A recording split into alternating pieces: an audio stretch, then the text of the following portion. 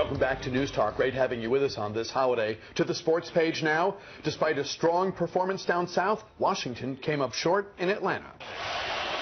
Pressure coming. He gets rid of it. It's intercepted.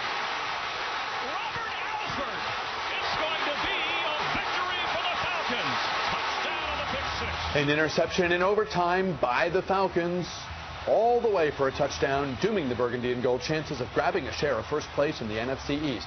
Instead, a 25-19 heartbreaker that drops the club to 2 up, 3 down. Noah Frank, sports director for WTOP.com, joins us now. Great having you here. Thanks for having me. A good performance, but they did not come away with the win. Yeah, I mean, it was a good performance in that they kind of got pushed out of what they want to do on offense. You look at the running backs, you know, your sort of top two guys, 19 carries, 35 yards. That is not the blueprint for winning games. You know, under Jay Gruden, under what they're trying to do this year, and they hung with him because the defense was really good. I mean, the defense stepped up against an offense that was putting 40 points on the board pretty consistently, and you know, kept them in check, kept them in the game really all the way. An impressive drive at the end of regulation to force overtime. But you know, ultimately the mistakes were the undoing. In a close game, there are many plays you could look at as having played a big role, but everyone, of course, today is talking about the final play. I think we're going to learn more as players and coaches talk to the press about what was supposed to happen on that play and what did happen. The receiver slipping and falling, that was the beginning of the end. That doomed that play in a big way. Yeah, and you know, there's sort of the two sides to the Kirk Cousins coin here. He was more efficient than Matt Ryan, threw for about the same amount of yards as Matt Ryan. If you know, actually had one more touchdown because the Ryan one came off the board after a iffy review call. But you know, you look at that. If you say Kirk Cousins is going to match Matt Ryan pass for pass, you're taking that any day. The other side for Kirk Cousins is that ball probably gets picked off whether or not the receiver falls down. I mean, he panicked. He got his feet together, threw off his back foot, and hung one out to dry. That might not have been a pick six, but that was not a good throw in that situation. The Falcons came into the game undefeated. I don't know anyone who thinks they're going to be dominant, they're going to run the table in the playoffs. They're a good but not a great team. To have caught Matt Ryan on an off day meant this game was there, and I'm sure for Gruden, his staff, and the players, there's a sense of the might have beens, the could have beens. Yeah, I mean, I think Atlanta missed 2 field goals, like just leaving door open, you know, here and there, and it's tough to win on the road in the NFL. You know, ask the Niners what happened last night. They caught some breaks, you know, and were right there against the Giants, but couldn't close the door. It's hard to do. You can look at a number of things. You know, they got a break in a fumble that didn't get away from them. There were bounces that are going to go either way, but ultimately, you know, reestablishing that ground game, and clearly Atlanta came to stop that. That was the game plan. Was we're going to shut this. We're going to make Kirk Cousins beat us, and you know, he wasn't able to in the end. The Giants were very fortunate to be able to come from behind in the closing seconds. They beat the 49ers at home. They're now 3 up and 2 down. The only team in the NFC East above 500. Everyone else 2 and 3. What's your take on the NFC East right now? Is this a division where 2 or 3 or maybe all 4 teams are in it the bulk of the season? Yeah, I mean, it's probably the most up in the air of any division in football right now, in that there is no dominant team, and there you know, there isn't just a cellar of bad teams. It's not, you know, you look at a division like the AFC South that is just so bad that Indianapolis is going to win it almost by default. You know, you have these teams that are all sort of in the mix. And Washington has winnable games coming up. Yeah, absolutely. But you know, from the very beginning of the year, there's one team to me that always looked like it probably was going to take some time to piece its new pieces together, but that was more talented than anyone else, and it's the Eagles. And I think you saw they really deconstructed the Saints yesterday. I think they're starting to get into a rhythm. That was with Bradford throwing 2 picks in the red zone. They still beat them by 20 points, I think. Their offense, when it gels, when DeMarco Murray gets going like he did yesterday, it's going to be really hard to slow down. The Terrapins parted ways with Coach Randy Edsall over the weekend. Another blowout loss on the road. It was, I think, a pleasant surprise that Maryland hung tough in this game. They were, I guess, tied with Ohio State in the third quarter, but then the wheels came off. Another double-digit loss, another loss by a considerable margin. EDSALL's gone. What led to his demise? Well, I mean, this had come out the week before that that had leaked out that he was probably gone anyway. I think they probably performed a lot better than people expected, like you mentioned in the Ohio State game. It's hard to know what to make of Ohio State. They've struggled with a number of opponents that are probably not. We're talking 20-point underdogs. Maryland was a 33-point underdog going into that game, and late third, early fourth quarter, it was 21-21. So it has nothing to do with the performance in that game.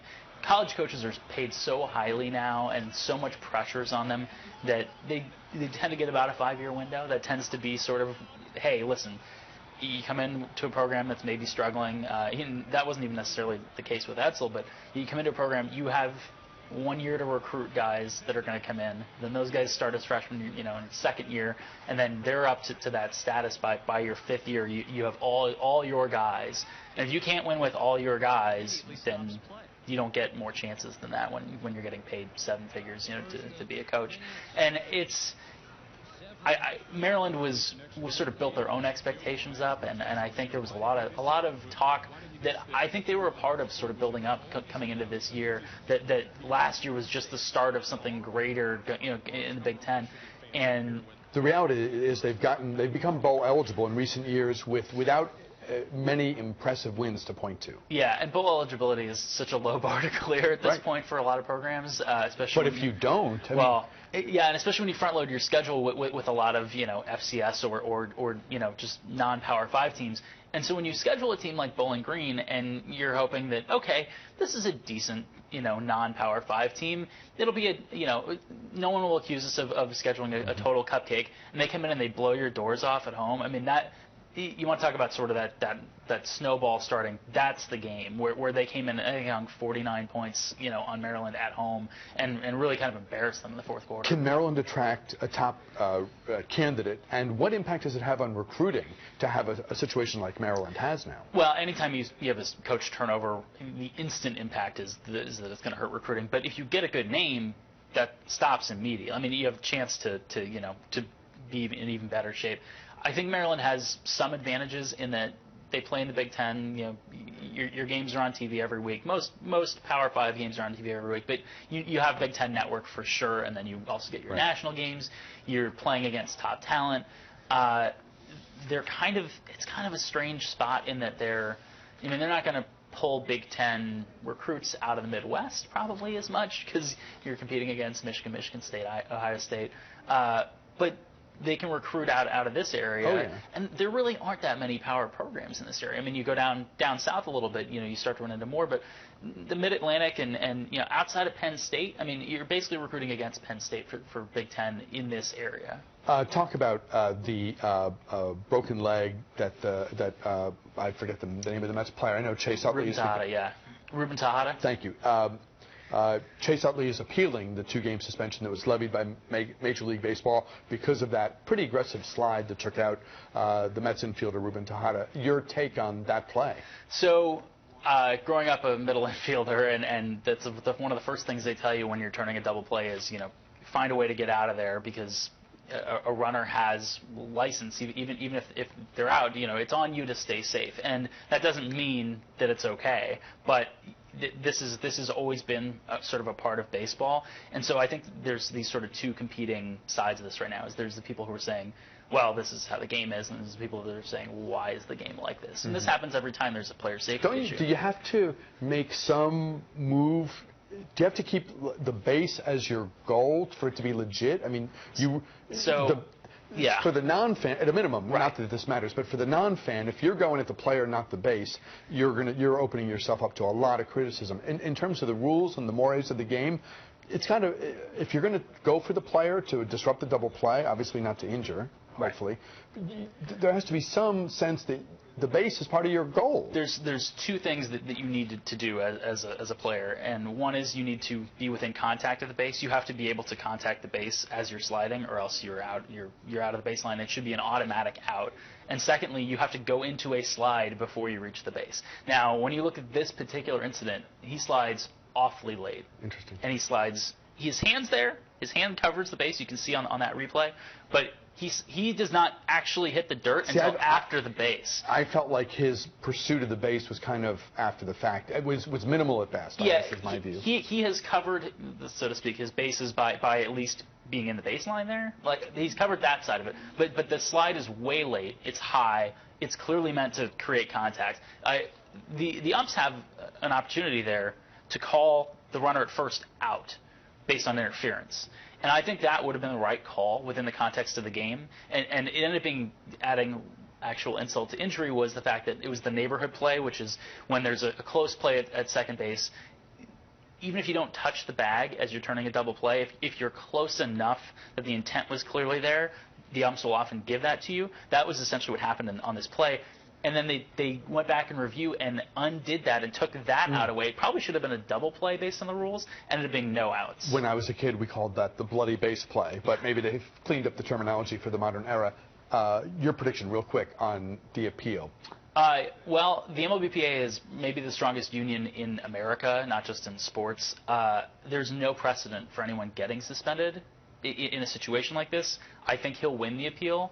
I think that Joe Torre knows he's going to win the appeal. I think the only reason the suspension was doled out in the first place is to bring the MLBPA to the table, to create a conversation, to create a rule change for next year. I think it was taken with the long view of this. Does the appeal come in time to matter? I saw some stuff this morning that they're going to ask for more time to present their case. This is all part of due process. This is how you're supposed to do this. I don't think it's going to come in time to matter. I don't think it's going to matter either way. I don't think that you're going to see a suspension actually enacted. I think it'll get rescinded. And I think really the end game, that's sort of the long game here, is let's make this safer for the future. A lot going on the sports page. Interesting perspective from Noah Frank, sports director at WTOP.com. Thanks for stopping by. Good to see you. Back with more News Talk in a moment.